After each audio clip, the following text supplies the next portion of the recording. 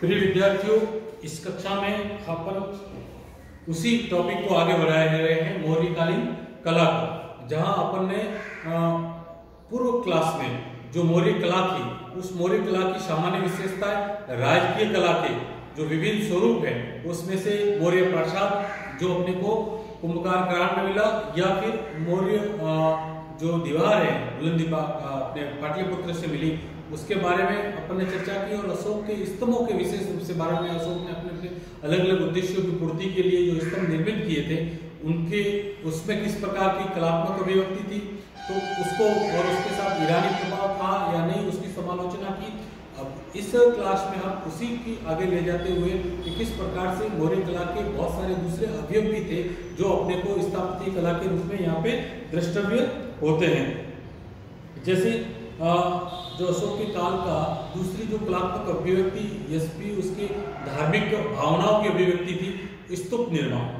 अशोक बौद्ध अनुयायी था, जैसा कि अपन ने पिछले कक्षा में पढ़ा है कि किस प्रकार से उसका व्यक्तिगत जो जीवन है धार्मिक रूप से वो बौद्ध अनुयायी था, और बौद्ध धर्म के लिए उसने न केवल वो अनुयायी रहा, बल्कि बौद्ध धर्म का शासक के रूप में सबसे बड़ा प्रचारक रहा है।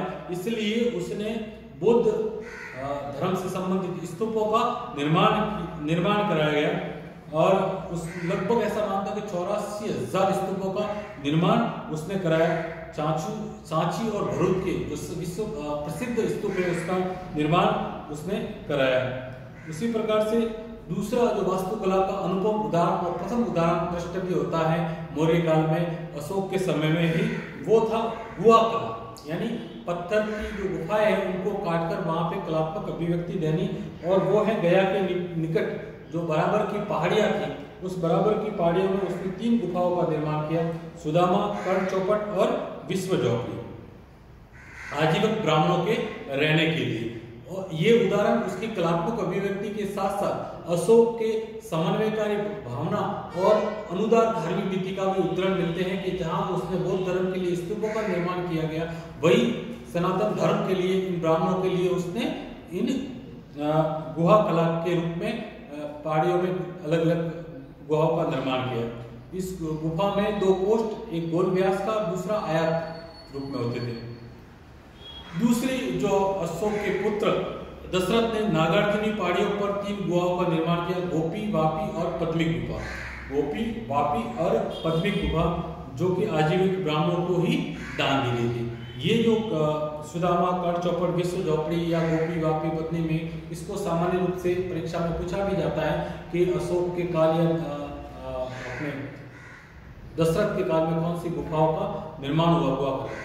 दूसरा जो सबसे महत्वपूर्ण इस मौर्यकालीन कला का पार्ट है, वो है मौर्यकालीन लोक कला। जैसा कि आपने पहले ही चर्चा की कि लोक कला लोगों में कलात्मक अभिरुचि की स्वाभाविक अभिव्यक्ति थी, जो उन्होंने आसपास में देखा और जो जहाँ पे उसकी श्रद्धा थी, उनको उन्होंने अपने कलात्मक अभिव्यक्ति के रूप में, श्रद्धा के रूप में किसी न किसी रूप से उसको प्रस्फुटित करने की कोशिश की गई थी।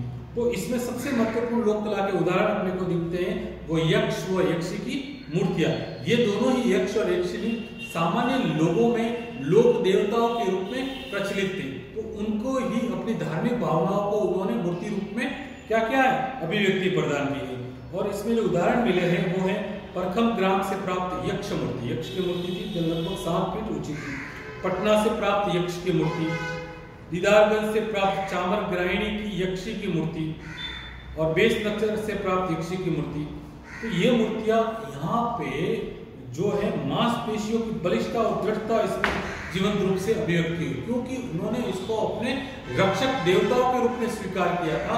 तो इसलिए इन मूर्तियों में भी वो बलिष्ठता भी नजर आने लगी। मूर्तियों की जो वेशभूषा थी, चूंकि लोक कला थी, तो इसलिए मौर्य लोगों की आम जीवन से प्रेरित या आम लोगों की जो वेशभूषा थी, वही उस मूर्तियों में अपने को दिखाई देने लगी। दूसरी जो पाषाण मृण मूर्तियां मिली, वो वैशाली और पटना में बहुत अधिक मात्रा में छोटी छोटी मृण मूर्तियां भी मिली हैं। तो इस प्रकार से मौर्यकालीन जो कला है, वो मौर्यकालीन कला राजकीय कला और लोक कला दोनों ही रूप में हमारे सामने प्रस्फुटित होती है और अवशेषों में हमें प्राप्त होती है। इसमें जो अशोक के विशेष रूप से स्तंभ और जो सारनाथ का स्तंभ है, जिसको राष्ट्रीय धरोहर के रूप में अपन ने स्वीकार किया है, भारतीय स्वतंत्र भारत में उसको स्वीकार किया है, तो और राष्ट्रीय चिन्ह के रूप में स्वीकार किया, ये कहीं न कहीं कला के उच्च उपादानों को बताती है। धन्यवाद।